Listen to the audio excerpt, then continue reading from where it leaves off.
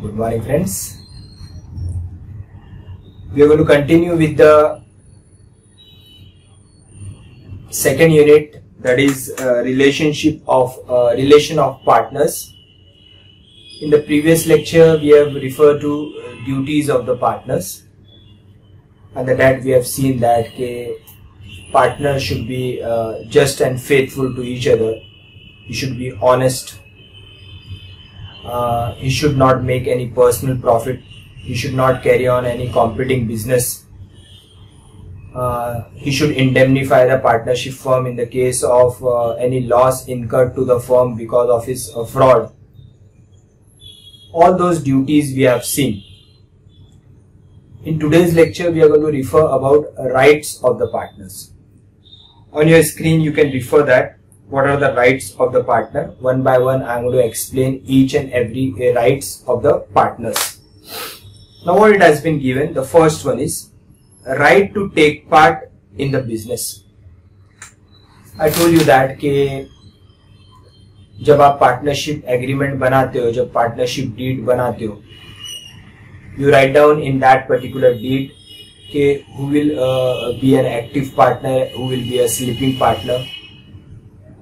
However, if no clause has been mentioned as regards to active and sleeping partner, it is assumed that all the partners will be a working partner. सभी partners जो है वो they are entitled to take part in the management or working of the partnership. So every partner has a right to take part in the conduct of the business. किसी partner को आप इस right से deny नहीं कर सकते. You can not refuse any partner that he can not take part in the management of the business और conduct of the business. if any partner is refuse from carrying out this particular right, he is entitled to go to the court of law. अगर किसी partner को आप allowed नहीं कर रहे हो management में पार्टिसिपेट करने के लिए, then that particular partner will be entitled to go to the court of law. आप उसको डिप्राइव नहीं कर सकते हो. You can not refuse any partner के आप मैनेजमेंट में पार्टिसिपेट नहीं कर सकते हो बोल के, unless and until if there is a clause mention under the partnership deed के कोई particular partner has been regarded as a sleeping partner.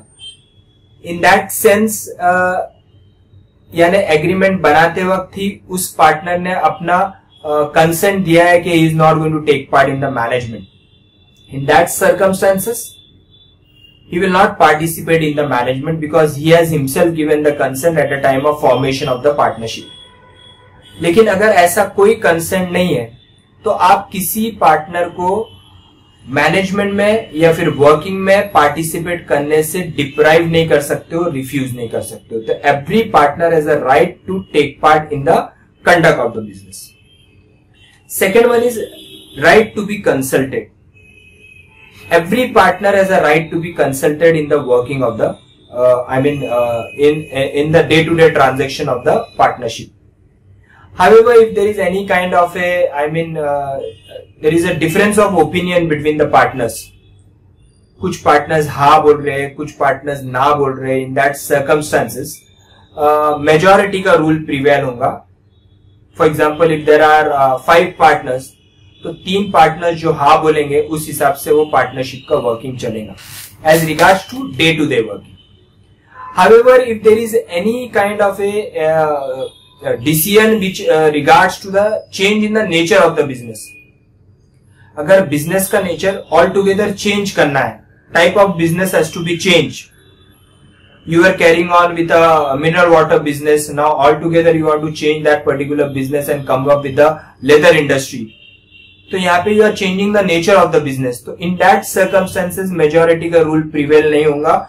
उस सर्कमस्टेंसेस के अंदर आपको हर एक पार्टनर से कंसल्ट करना पड़ेगा और यूनानिमस डिसीजन, यानी सभी पार्टनर अगर पॉजिटिवली आंसर करते हैं, हाँ में आंसर करते हैं, तो only then the nature of the business can be change. In that circumstances majority का रूल प्रिवेल नहीं होगा. इन दैट केस अगर सपोज 5 पार्टनर और 4 नेचर चेंज करने के लिए, बिजनेस का नेचर चेंज करने के लिए हाँ बोल रहे हो और अगर एक पार्टनर भी ना बोल रहा है तो वहां पे आप नेचर ऑफ बिजनेस चेंज नहीं कर सकते। वहां पे you need a unanimous decision, unanimous consent in the sense सभी पार्टनर्स ने आपको हाँ में आंसर देना चाहिए। तो राइट टू बी कंसल्टेड का मीनिंग क्या है कि every partner has to be consulted as regards to day working, and if there is any difference of opinion in that circumstances majority का रूल प्रिवेल होगा। लेकिन अगर जहां पे नेचर ऑफ बिजनेस चेंज हो रहा है तो वहां पे मेजॉरिटी माइनॉरिटी कोई रूल प्रिवेल नहीं होगा, वहां पे यूनानिमस डिसीजन, सभी पार्टनर्स का कंसेंट आपको हाँ में चाहिए, only then you can change the nature of the business.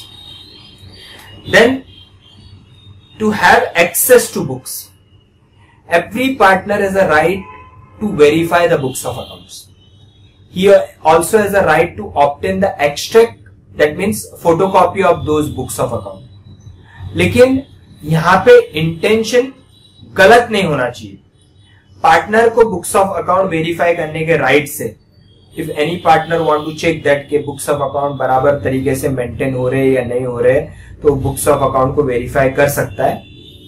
उस बुक्स ऑफ अकाउंट के एक्सट्रैक्ट यानी फोटोकॉपीज भी ले सकता है, लेजर अकाउंट्स के कॉपीज ले सकता है, लेकिन यहाँ पे बोनाफाइड पर्पस चाहिए। दैट मीन्स यहाँ पे उसका कोई फ्रॉडुलेंट ऑब्जेक्टिव नहीं चाहिए। फ्रॉडुलेंट इन द सेंस कि अगर कोई पार्टनर सोच रहा है कि ये बुक्स ऑफ अकाउंट के मैं फोटोकॉपी निकाल के अपने पास रखता हूं और बाद में देखूंगा कि अगर इन्होंने बुक्स ऑफ अकाउंट में से कुछ भी चेंजेस किया तो मैं I am going to inform to the income tax officer, तो ये फ्रॉडुलेंट उसका इंटेंशन नहीं होना चाहिए। बोनाफाइड इंटेंशन होना चाहिए just to verify that books of account are been properly maintain और नॉट। तो वो सर्कमस्टेंसेस के लिए he has a right to have access to the books, he can check the books of account. You can not refuse any partner के वो books of account check नहीं कर सकता है। अगर उसको इस राइट से आप डिप्राइव करते हो तो again partner will be entitled to file a suit for dissolution, and at the same time he has a right to have access to the books of account.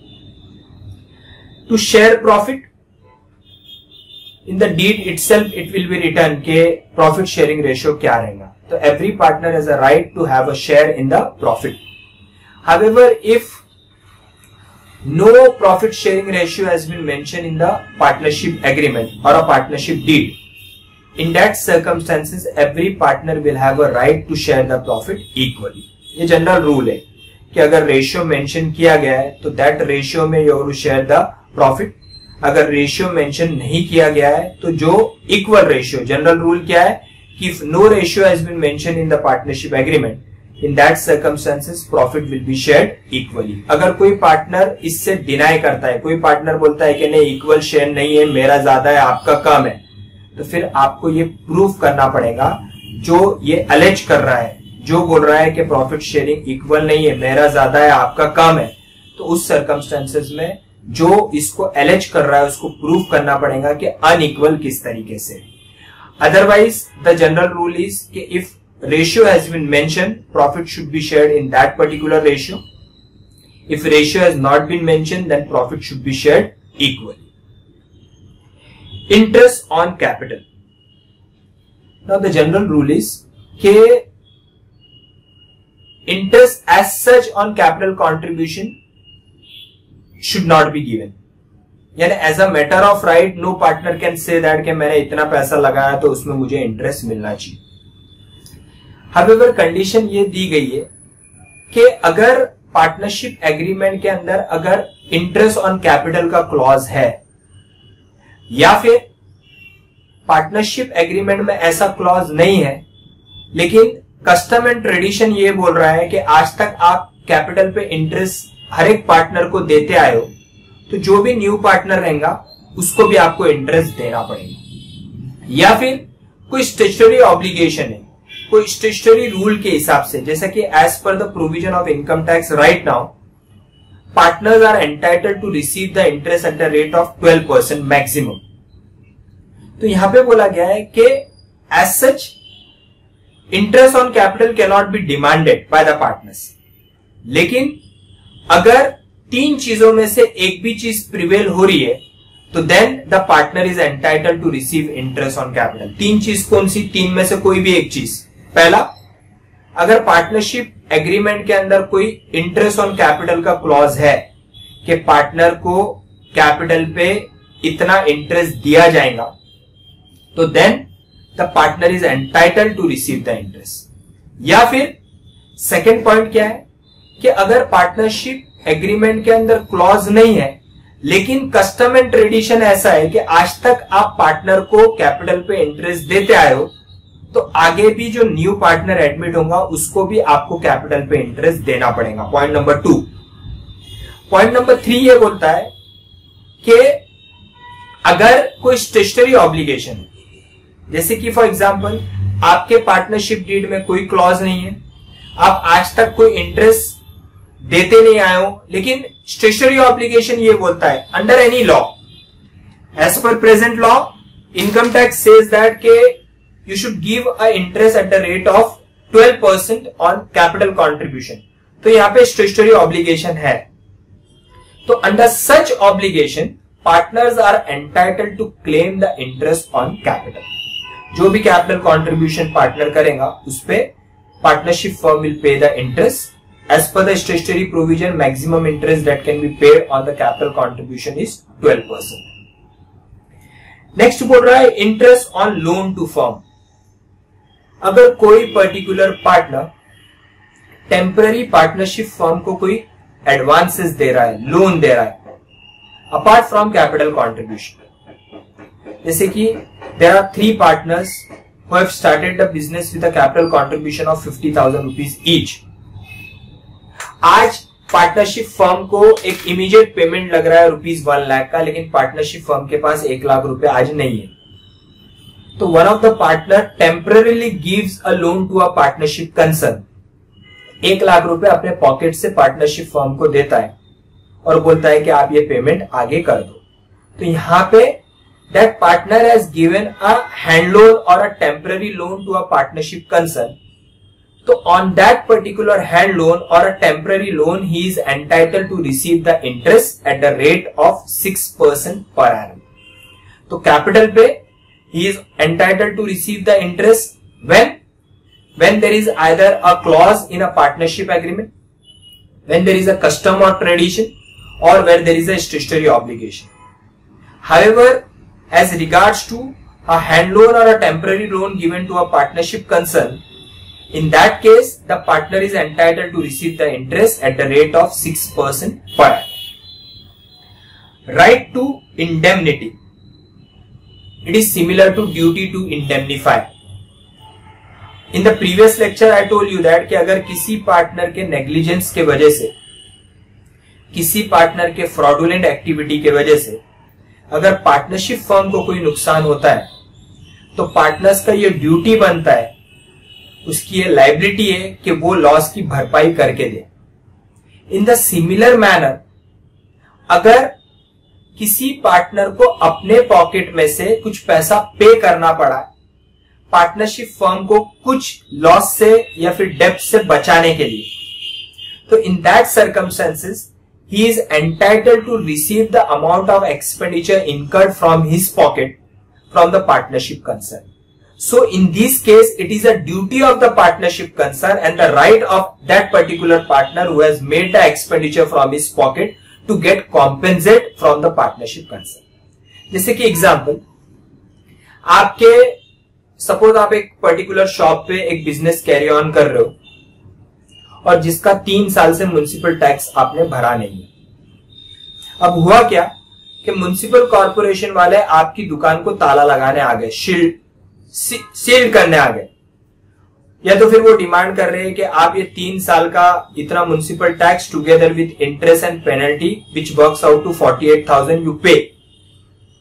But right now with the partnership concern इतना cash भी नहीं है, इतना bank balance भी नहीं है, तो कोई पार्टनर अपने पॉकेट से वो पेमेंट देता है in order to save the partnership concern from getting seal. तो in that case he will be entitled to receive that 48,000 from a partnership concern. तो पार्टनरशिप फर्म को उस पार्टनर को इंडेमनीफाई करना पड़ेगा, यानी जो लॉस पार्टनर ने अपने पॉकेट से किया है वो लॉस की भरपाई कौन करके देगा? Partnership concern. Next is to use the firm's property। Partner is entitled to use the firm property, यानी पार्टनरशिप फर्म का प्रॉपर्टी वो यूज कर सकता है। लेकिन ड्यूटी में क्या बोला गया है कि फर्म की प्रॉपर्टी कौन से पर्पस के लिए यूज होना चाहिए, only for the benefit of partnership. But no partner can be denied from using the partnership firm property. आपकी पार्टनरशिप फर्म के जो भी एसेट्स है वो पार्टनर उस फर्म के एसेट्स को यूज कर सकता है। Though it should be use for the partnership concern, no doubt about it, but आप किसी पार्टनर को डिनाई नहीं कर सकते। आप ये नहीं बोल सकते कि पार्टनरशिप कंसर्न के नाम पे आपने कोई कार परचेज की है तो हम कार यूज करेंगे, आप यूज नहीं कर सकते। If you are using, that other partner will also be entitled to use the partnership firm property. Second one is to be consulted और admission of new partner. If the new partner is admitted, every partner has to be properly consulted कि ये new partner को admit करना है। तो अगर suppose you are admitting mister X, तो if I am a partner in your partnership concern, it's my right कि आप मेरा भी कंसल्टेशन लो। It is a duty of the partner to be discuss. सभी पार्टनर से आपको कंसल्टेशन लेना पड़ेगा और सभी पार्टनर का ये राइट है कि उसका कंसल्टेशन लिया जाए अगर आप किसी न्यू पार्टनर को एडमिट करें। Even I am a partner of only 5% profit sharing, still I have a right to be consulted. You will have to consult me कि मैं न्यू पार्टनर को एडमिट कर रहा हूं। मैं 1% का भी पार्टनर हूं तो आपको मुझे कंसल्ट करना पड़ेगा। अगर दो पार्टनर है, आप 99% के पार्टनर हो और मैं 1% का पार्टनर हूं, और आप आपके लड़के को इस पार्टनरशिप फर्म में एज अ पार्टनर लेना चाहते हो, तो आपको मुझसे कंसल्ट करना पड़ेगा। आपका ये ड्यूटी है और मेरा ये राइट है। Retired, every partner has a right to retire from a partnership concern. आप किसी पार्टनर को रिटायरमेंट से रिफ्यूज नहीं कर सकते। अगर कोई पार्टनर पार्टनरशिप फर्म से जाना चाहता है, ऐसा नहीं कि वो दुनिया भर के फ्रॉड कर दे और अब बोलता है कि मेरी चोरी पकड़ी जाएंगी इसलिए मैं अब रिटायर्ड हो जाऊं तो ज्यादा अच्छा है, not like that. Normal circumstances के अंदर अगर किसी पार्टनर को पार्टनरशिप कंसर्न से रिटायर्ड होना है, निकलना है, तो वो पार्टनरशिप कंसर्न से रिटायर्ड हो सकता है। We have already seen that कि अगर he is an active partner, he will have to give a public notice of his retirement. That formality is a different perspective. But what is the rule? As per the rule, any partner who want to get retired from a partnership concern, वो retired हो सकता है। उसका जो भी capital contribute, जो भी capital balance है, वो कैपिटल अमाउंट उसको मिलना चाहिए। जो भी प्रॉपर्टी में उसका शेयर है, उसका शेयर मिलना चाहिए। या अगर उसका डेबिट बैलेंस है तो वो डेबिट बैलेंस वो पार्टनरशिप कंसर्न को पेमेंट दे देगा और वो रिटायर्ड हो सकता है।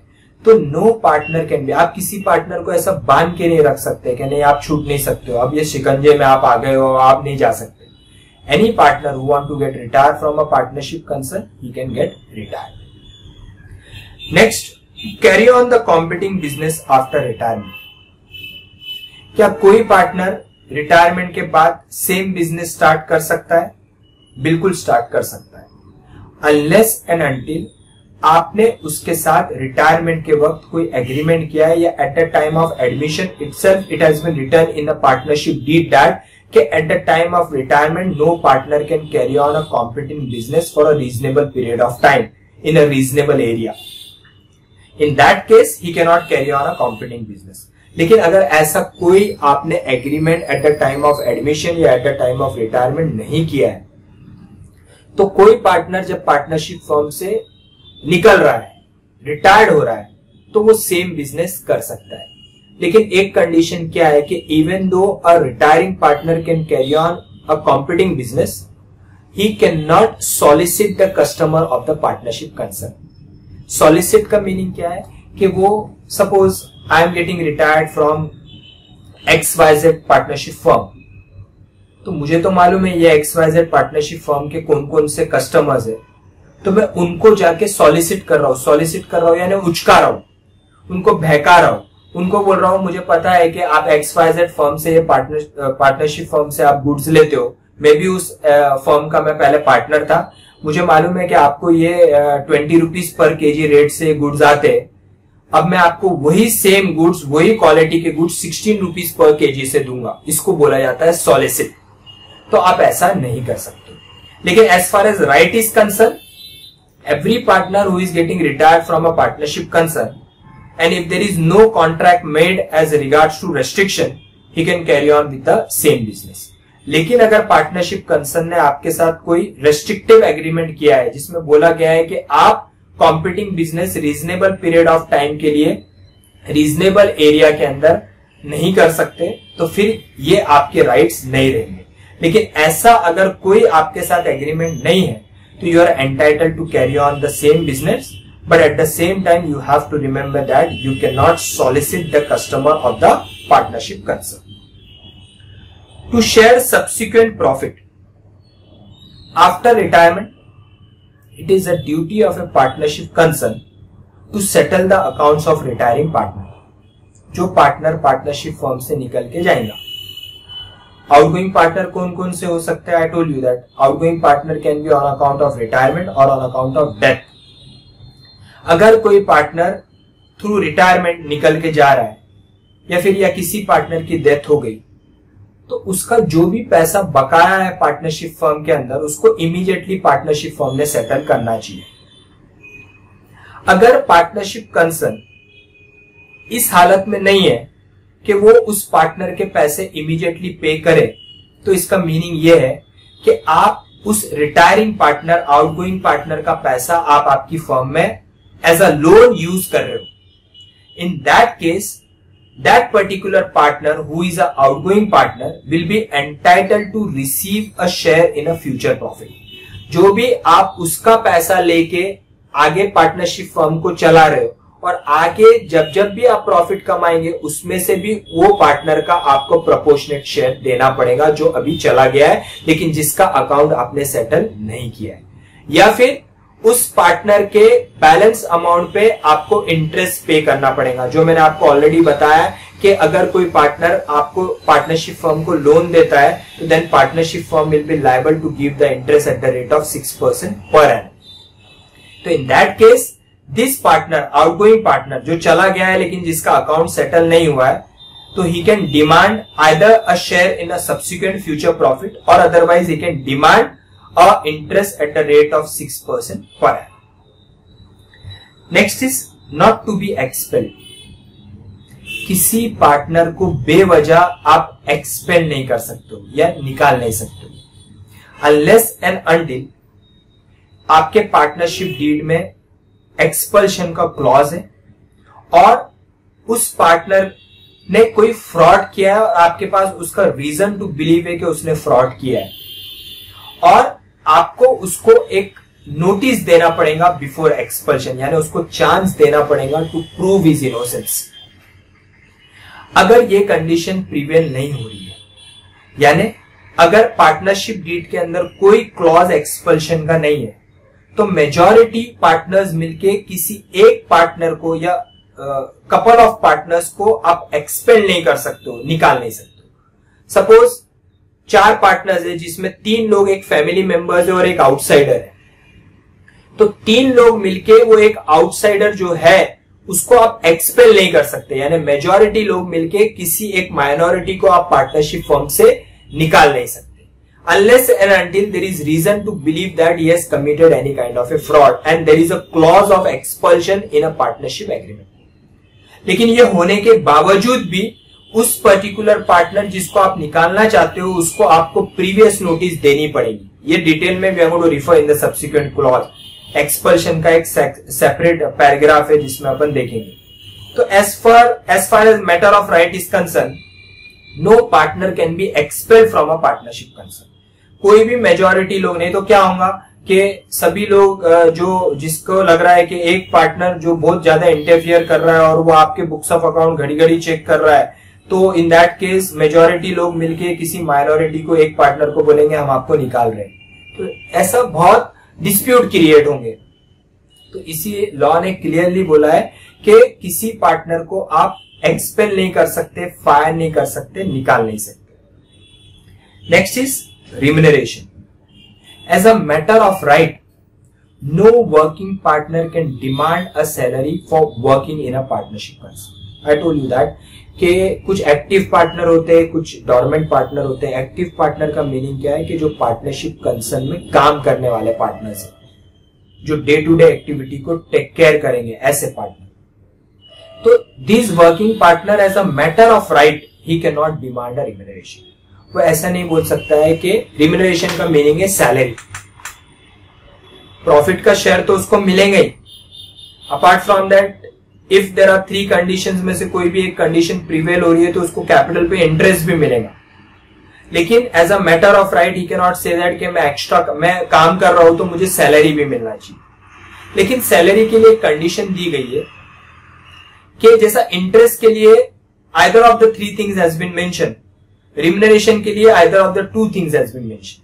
It has been said that कि अगर आपके पार्टनरशिप एग्रीमेंट में रिम्यूनरेशन पेमेंट का कोई क्लॉज है, रिम्यूनरेशन पेमेंट का मीनिंग ये कि अगर आपने आपके पार्टनरशिप एग्रीमेंट में लिखा है कि वर्किंग पार्टनर को सैलरी दी जाएगी, तो in that circumstances that working partner can demand a salary remuneration. या फिर प्रैक्टिस है कि आप वर्किंग पार्टनर को सैलरी देते हैं, though it has not been mention in a partnership agreement, but there is a trade and custom that generally a working partner get a salary remuneration for working in a partnership concern.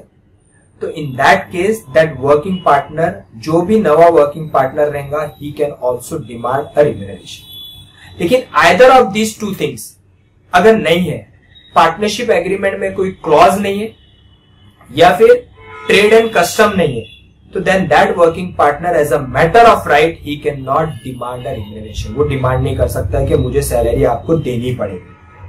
अगर partnership agreement में clause है या फिर trade and custom है, तो in that case that working partner can demand a salary और a remuneration. Right, तो these are the important rights of the partners. In the previous lecture we have seen about duties, these are the rights. Once again we will revise what are the rights. First one, to take part in business. Every partner has a right to take part in the business. No partner can be refused, deprived from this particular right. Right to be consulted. Every partner has to be consulted, and if there is a difference of opinion, majority का rule prevail होगा. लेकिन if there is a change in the nature of business, unanimous consent will prevail. वहाँ पे majority का rule prevail नहीं होगा. To have access to the books, every partner has a right to verify, to have access to the books of accounts, but for bona fide purpose and not for the fraudulent purpose. To share the profit, जो ratio deed के अंदर mention है उस ratio में you are entitled to share the profit, और अगर ratio mention नहीं है तो every partner is entitled to share the profit equal. Interest on capital, capital पे इंटरेस्ट कब आप डिमांड कर सकते हो? 3 में से either of the 1 condition. Partnership agreement में क्लॉज होना चाहिए, या फिर ट्रेड और कस्टम चाहिए, या फिर under any statutory obligation there is a clause of payment of interest on capital. अगर ये 3 में से कोई भी एक कंडीशन अवेलेबल है तो in that case every partner is entitled to receive the interest on capital. लेकिन म्यूचुअली दे कैन डिसाइड कि इंटरेस्ट देना है या नहीं देना है. इवन दो ये 3 कंडीशन में से एक कंडीशन है भी, तो पार्टनर्स कैन म्यूचुअली डिसाइड कि नहीं अभी प्रॉफिट ज्यादा नहीं है तो will not pay the interest on capital. लेकिन as a matter of right अगर ये 3 में से कोई भी एक कंडीशन है तो you can demand the interest on capital. Interest on loan apart from any capital contribution, अगर कोई एक्स्ट्रा पैसा किसी पार्टनर ने टेम्पररी हैंड लोन दिया है पार्टनरशिप कंसर्न को, तो then he is entitled to receive the interest at the rate of 6% per annum. Right to indemnity, अगर पार्टनरशिप फर्म के वजह से किसी पार्टनर का नुकसान हुआ है तो उस पार्टनर का ये राइट है कि वो पार्टनरशिप फर्म से कॉम्पेंसेशन रिसीव करें. It is a duty of the partnership concern to compensate that particular partner who has incurred loss because of partnership concern. Every partner has a right to use the firm property, but at the same time it should be used for the benefit of partnership concern. To be consulted on admission of the new partner. If any new partner is admitted in a partnership concern, every partner has a right to be consulted. सभी partner का आपको consultation लेना पड़ेगा, consent लेना पड़ेगा. Every partner has a right to retire from the partnership concern. No partner को ये right से आप डिप्राइव कर सकते हैं, किसी पार्टनर को आप बांध के नहीं रख सकते. अगर कोई पार्टनर रिटायर्ड होना चाहता है तो बिल्कुल रिटायर हो सकता है. To carry on the competing business after retirement. Every partner has a right to carry on the same business after retirement, but there should not be any restrictive agreement. अगर outgoing partner के साथ agreement already है कि वो same business नहीं कर सकता है, तो फिर वो नहीं कर सकता है. लेकिन अगर ऐसा कोई एग्रीमेंट नहीं है, तो then outgoing partner will be entitled to carry on the same business, but at the same time he has to remember that he cannot solicit the customer of the partnership concern. To share subsequent profit. जो outgoing partner है, उस outgoing partner का account immediately settle होना चाहिए. अगर उस outgoing partner का account immediately settle नहीं होता है, तो इसका मीनिंग ये है कि आप अभी भी उस आउटगोइंग पार्टनर का पैसा यूज कर रहे हैं. तो then that outgoing partner will be entitled to have the share in the subsequent profit. आगे जो भी पार्टनरशिप फर्म प्रॉफिट कमाएगा, उसमें से उस आउटगोइंग पार्टनर को भी शेयर देना पड़ेगा, या फिर उस आउटगोइंग पार्टनर का जो अमाउंट बकाया है, it will be assumed that the partnership concern has taken a loan from that particular outgoing partner. In that case, the partnership concern will be liable to pay the interest at the rate of 6% per annum. Not to be expelled. किसी partner को majority partners remove नहीं कर सकते. No partner can be expelled from the partnership concern. Expulsion के लिए एक separate unit दिया गया है, एक सेपरेट पैराग्राफ है जो सब्सिक्वेंट क्लास में भी आगे refer. As far as right is concerned, किसी पार्टनर को मेजॉरिटी पार्टनर मिलकर रिमूव नहीं कर सकते. And last one is remuneration. As a matter of right, working partner can not demand a remuneration unless and until there is a clause under the partnership agreement, or otherwise there is a there is a practice, there is a trade and custom of payment of salary or a remuneration to the working partner. In that case, he can demand a remuneration. These are the rights of all the partners. I hope you have understood the concept. Bye.